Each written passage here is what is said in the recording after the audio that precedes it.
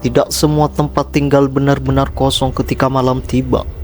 Beberapa orang pernah merasakan bahwa ada sesuatu yang ikut tinggal bersama mereka. Di sebuah kos sederhana di pinggir kota, seorang penghuni pernah mengalami kejadian yang sampai sekarang masih membuatnya merinding setiap kali mengingatnya. Semua bermula dari sebuah tawa yang terdengar di tengah malam.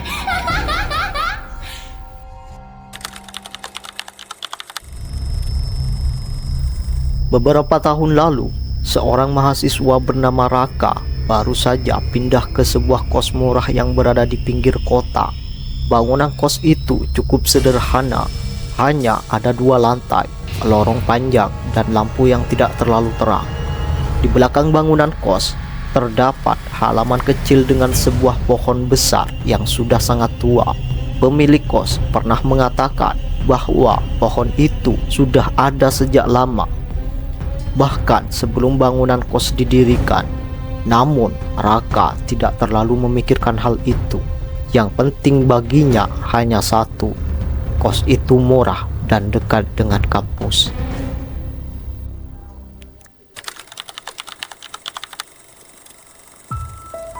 Beberapa malam pertama berjalan normal.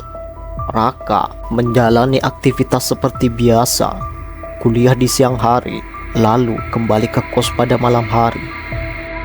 Namun suatu malam sekitar pukul 12 lewat, saat Raka sedang berbaring di tempat tidurnya, ia mendengar suara pelan dari luar jendela. Awalnya ia mengira itu hanya suara angin yang melewati pohon di belakang kos. Namun beberapa detik kemudian suara itu terdengar lagi. Kali ini lebih jelas. Itu bukan suara angin. Itu seperti suara seseorang yang sedang tertawa pelan.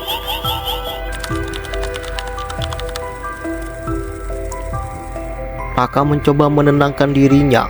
Mungkin hanya orang lewat di luar kos, pikirnya. Namun ada sesuatu yang aneh. Tawa itu terdengar sangat dekat dengan jendelanya. Padahal kamar Raka berada di lantai 2. Dengan perasaan ragu, ia perlahan mendekati jendela. Ia membuka sedikit tirai kamar. Di luar hanya ada halaman belakang yang gelap. Lampu halaman mati.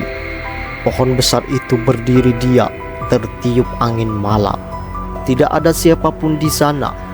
Raka menutup tirai jendela dan kembali ke tempat tidur. Namun saat ia hampir tertidur, tawa itu terdengar lagi. Kali ini lebih keras. Tawa panjang yang membuat bulu kuduknya berdiri.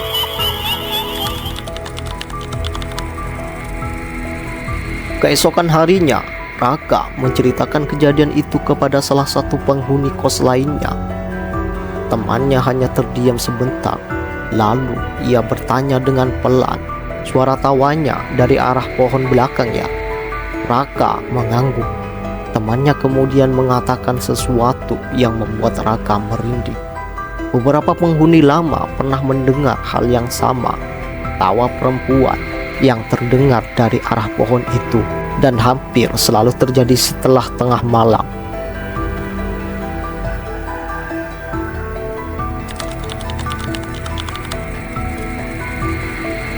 Beberapa hari kemudian, kejadian itu terjadi lagi. Malam itu, suasana kos sangat sepi. Sebagian penghuni pulang kampung. Sekitar pukul 1 malam, Raka kembali mendengar suara tawa itu. Namun kali ini suaranya berbeda. Tawa itu tidak hanya terdengar sekali. Tawa itu berulang-ulang. Seolah ada seseorang yang sedang berdiri di luar jendela. Raka mencoba memberanikan diri. Ia kembali mendekati jendela kamar. Dengan tangan sedikit gemetar, ia membuka tirai. Dan saat itulah Raka melihat sesuatu di atas dahan pohon besar di belakang kos. Terlihat sebuah sosok putih. Sosok yang memiliki rambut panjang dan tubuhnya tampak duduk di atas cabang pohon. Wajahnya tidak terlihat jelas karena gelap. Namun suaranya terdengar sangat jelas di tengah malam yang sunyi. Raka langsung menutup tirai jendela dan menjauh dari jendela. Malam itu, ia tidak berani tidur.